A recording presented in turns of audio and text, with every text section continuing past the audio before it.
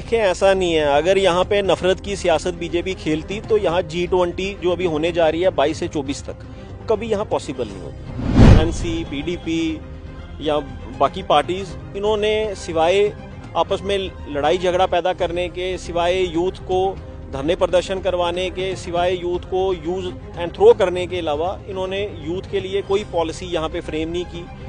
जवाब में दो चीज़ें की, एक तो ये कहा कि आपने जैसा नेशनल कॉन्फ्रेंस और पीडीपी की बात की, इनने जो लड़वाने का काम, लेकिन वो इल्ज़ाम वहाँ पर लग रहा है। दूसरी बात आपने की स्किल और स्कैम की।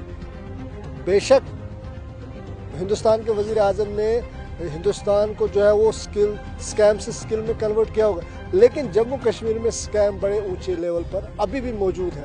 आप बखूबी जानते कि लगातार जब भी एग्ज़ाम्स में JK-SB के एस्पिरेंट्स के स्कैम पे स्कैम निकलते आ रहा है, जहाँ एक एग्ज़ाम्स को 6 महीने में कंडक्ट करना चाहता है, रिजल्ट सामने आना चाहिए, बच्चों को सिलेक्शन लिस्ट जो है वो तैयार होनी, उसके बावजूद भी एक एग्ज़ाम्स को 3 साल लगते हैं। इंडियन नेशनल कांग्रेस हो, जम्मू कश्मीर की नेशनल कॉन्फ्रेंस हो या PDP हो, तमाम पार्टियां जो है वो बीजेपी के ऊपर इल्ज़ाम तराशी करते, इल्ज़ाम लगाते कि बीजेपी जो है वो एक नफरत की सियासत खेलती। आखिर क्यों?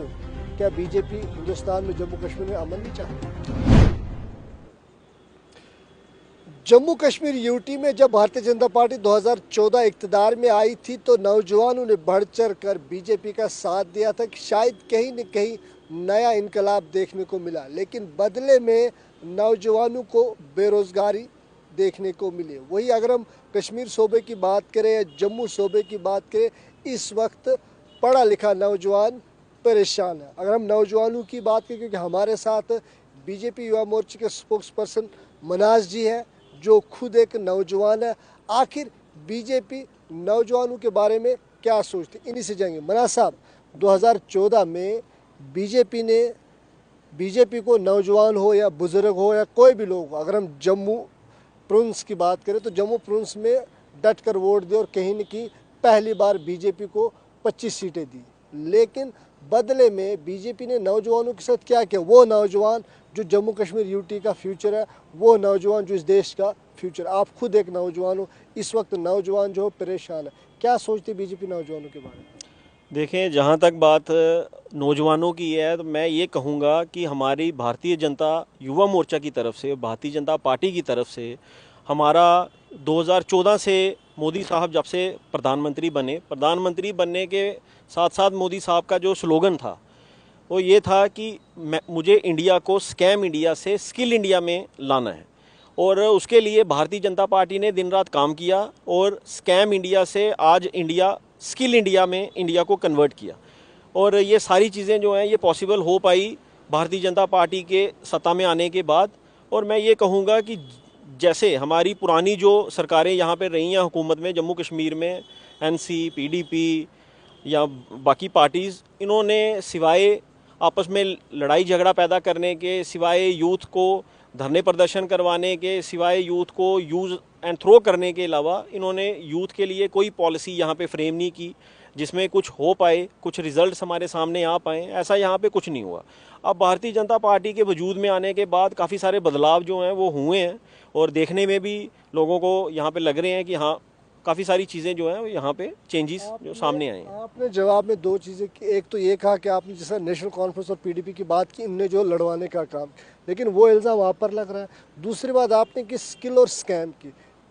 बेशक हिंदुस्तान के वजीर आजम ने हिंदुस्तान को जो है वो स्कैम से स्किल में कन्वर्ट किया होगा, लेकिन जम्मू कश्मीर में स्कैम बड़े ऊंचे लेवल पर अभी भी मौजूद है। आप बखूबी जानते कि लगातार जब भी एग्ज़ाम्स में JK-SB के एस्पिरेंट्स के स्कैम पे स्कैम निकलते आ रहा है, जहाँ एक एग्ज़ाम्स को 6 महीने में कंडक्ट करना चाहता है, रिजल्ट सामने आना चाहिए, बच्चों को सिलेक्शन लिस्ट जो है वो तैयार होनी, उसके बावजूद भी एक एग्ज़ाम्स को 3 साल लगते हैं। देखें, इस पर काम जो है ऑलरेडी चल रहा है।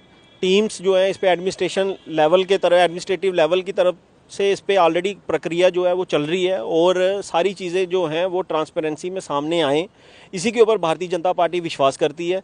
और बड़ी जल्दी आपको एक मतलब हर किसी डिपार्टमेंट में एक अपना लिस्टें जो हैं जिस तरीके से फ्रेमिंग होनी चाहिए, जिस तरीके से पैनलिस्ट सिलेक्शन मोड में काम करना चाहिए, जिस तरीके से उन लोगों को, वैसा एक प्रक्रिया जो बेसिक प्रक्रिया होती है उससे जैसे बच्चे को आगे चलना चाहिए स्टेप बाय स्टेप, इनिशियली बच्चा चलेगा और डिपार्टमेंट भी उसी तरीके से काम करेगा। क्योंकि अब देखें, एकदम से आप कहें कि सारी की सारी चीज़ें जो हैं वो एकदम से सुधर जाएं, सुधार में आ जाएं, तो वो चीज़ भी पॉसिबल नहीं है। टाइम लगेगा, हर चीज़ को थोड़ा वक्त लगता है, वक्त के साथ साथ सब ठीक होगा।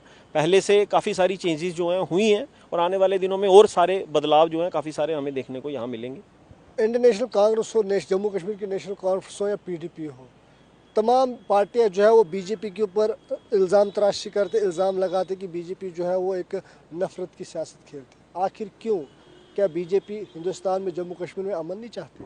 देखिए, ऐसा नहीं है। अगर यहाँ पे नफरत की सियासत बीजेपी खेलती तो यहाँ G20 जो अभी होने जा रही है 22 से 24 तक, वो कभी यहाँ पॉसिबल नहीं होती। और हमारे आदरणीय प्रधानमंत्री जी, हमारे मोदी साहब की वजह से ये चीज़ पॉसिबल यहाँ हुई है, हमारे LG साहब की वजह से ये चीज़ यहाँ पे पॉसिबल हुई है। और इसमें कहीं भी नफरत की राजनीति वाला कोई मसला नहीं। 2014 के बाद ही ये देखने को मिला कि जम्मू अलग, कश्मीर अलग। लद्दाख को तो अलग कर ही दिया, लेकिन अब जो है वो जम्मू की लीडरशिप जम्मू के लिए लड़ेगी, कश्मीर की लीडरशिप कश्मीर के लिए लड़ेगी। उससे पहले भी तो यहाँ सियासतदान, कभी ऐसा जम्मू और कश्मीर देखने को नहीं मिला। देखिए, हमारे लीडर्स ने कभी ऐसा बयान दिया नहीं मीडिया में भी आके जिसमें हम ये डिमांड करें कि हमें जम्मू जो है वो एक सेपरेट स्टेट चाहिए। ना हमने कभी सेपरेट स्टेट की डिमांड की और ना ही हमने कभी 370 के लिए कुछ कहा कि हमें चाहिए या हम इसके टूटने से हम निराश हैं या खफा हैं, ऐसा कुछ नहीं है। जो यहाँ पे हुआ जम्मू कश्मीर की खुशहाली के लिए हुआ और जो चीज़ें आज देखने को मिल रही हैं यहाँ पे ऑन ग्राउंड, वो चीज़ें तभी पॉसिबल हो पाई हैं जब हमारी 370 यहाँ से हटी है। लेकिन महबूबा मुफ्ती कहती है कि 370 और 35A जम्मू कश्मीर और मरकज़ सरकार यानी कि दिल्ली के दरमियान में एक ब्रिज का काम करता था। बीजेपी को ये इल्म नहीं था कि बीच 370 और 35 से कितना इम्पॉर्टेंट है। कहीं ना कहीं जम्मू कश्मीर के, अगर हम लोगों की बात करें, चाहे वो जम्मू रीजन के लोग हों या कश्मीर रीजन के, उन्हें आज एहसास हो रहा है कि 370 हटाना बीजेपी की गलत फहमी, मतलब गलत डिसीजन था।